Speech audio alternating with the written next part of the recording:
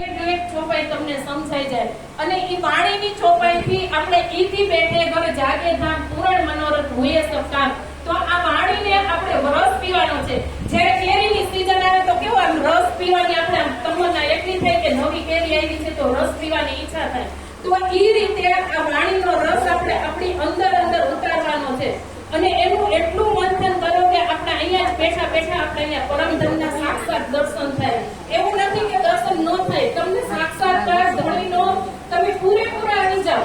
જ્યારે તમે વાણીની અંદર પૂરેપૂરા આવો ને ત્યારે તમને ધણીનો સાક્ષાત્કાર છો 100% તમને સાક્ષાત્કાર થાય છે. અને એની અંદરથી તમે જ્યારે સાક્ષાત્કાર થાય ને તો તમે સતત એના રાજ્યમય બની જાઓ છો. તો આપણે આ વાણીનું રોજ આપણે મંથન કરતા આપણે અહીંયા ઈથી બેઠે ઘર જાગે ધામ પૂરણ મનોરથ હુએ સબ કામ. તો આપણું આ મનોરથ અહીંયા બેઠા પૂરણ થાય અને આપણે ધામ સુધી પહોંચી શકીએ. બોલો શ્રી કૃષ્ણ. નામ બોલાય છે બધાને બાકી